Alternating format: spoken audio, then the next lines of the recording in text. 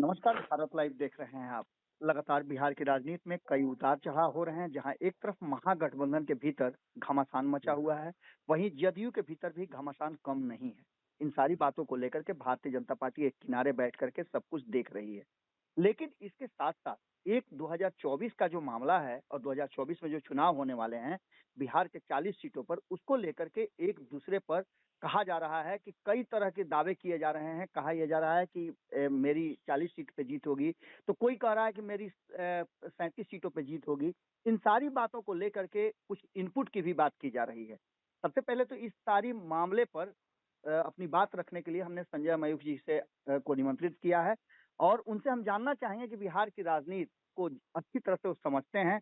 क्या ऐसा संभव है कि 40 में से 37 सीटें महागठबंधन जीत जाए? आपको ऐसा लगता है संजय जी? मुझे हंसी आ रही है जी, भाई। रात में सपने देखने वाले लोगों को हमने देखा है, जी, दिन में कुछ लोग सपने देखने लगे हैं। बड़े जी, आश्चर्य की बात है।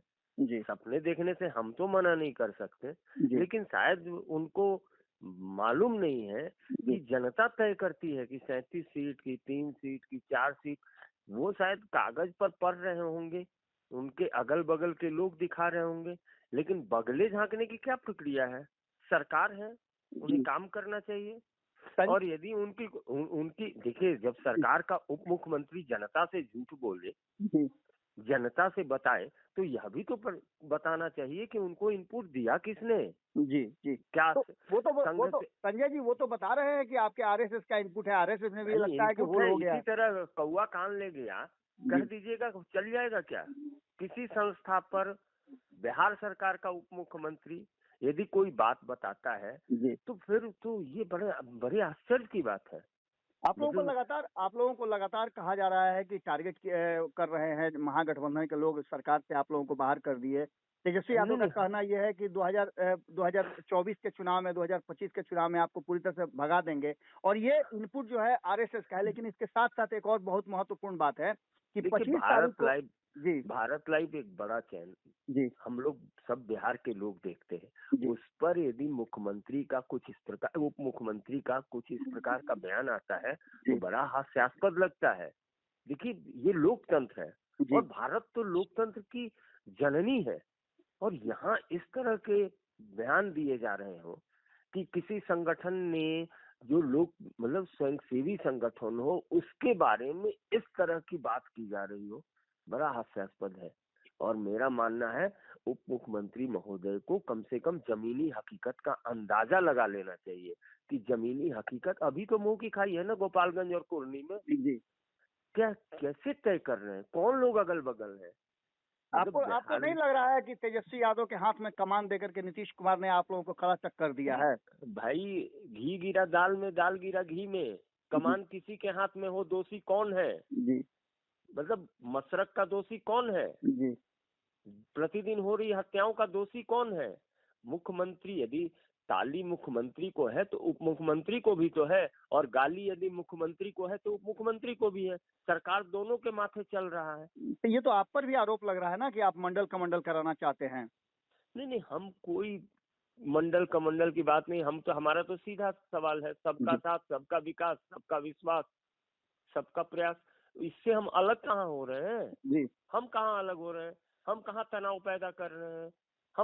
हम तो सरकार को हमेशा से कहे हैं कि जी। भाई, कोई भी विकास काम होगा उसमें कहाँ पीछे हट रही है बीजेपी। 25 बीजेपी तो तारीख को। हर समय से। जी, जी। 25 तारीख को एक तरफ जहां महागठबंधन रैली कर रही है, वहीं आप लोग भी हम्म। 25 तारीख को अमित शाह को ला रहे हैं। तो ये कहीं ना कहीं आपका डर ही तो बताया जा रहा नहीं है। नहीं, हमको देखिए, डर तो महागठबंधन को है जी, कि लुटिया गोल हो गई है। बिहार में प्रतिदिन लूट, हत्या, भ्रष्ट चल रहा है। जी, तो ऐसी स्थिति में कोई अपना पीछा नहीं छुड़ा सकता जी। और कोई अपने दायित्व से भाग नहीं सकता।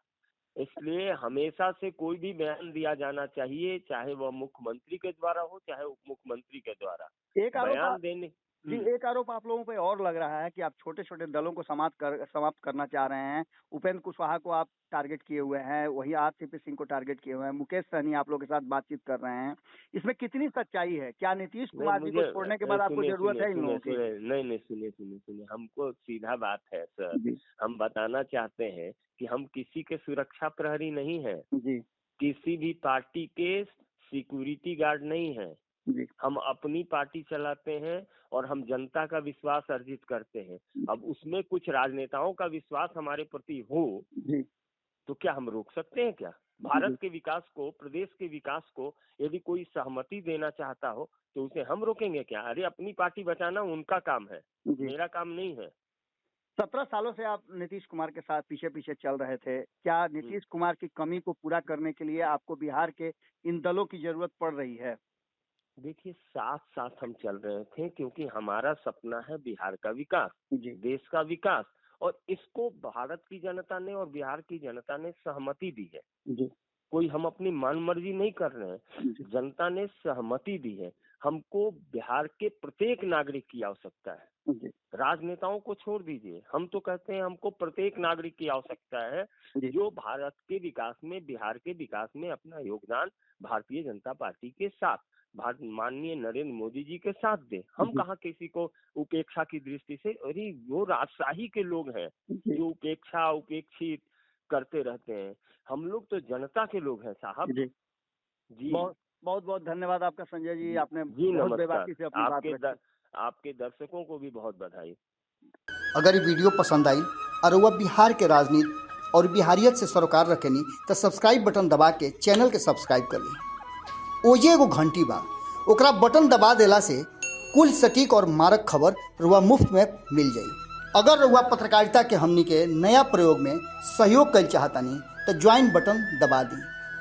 पेटीएम नंबर नोट कर ली 9386816700। धन्यवाद।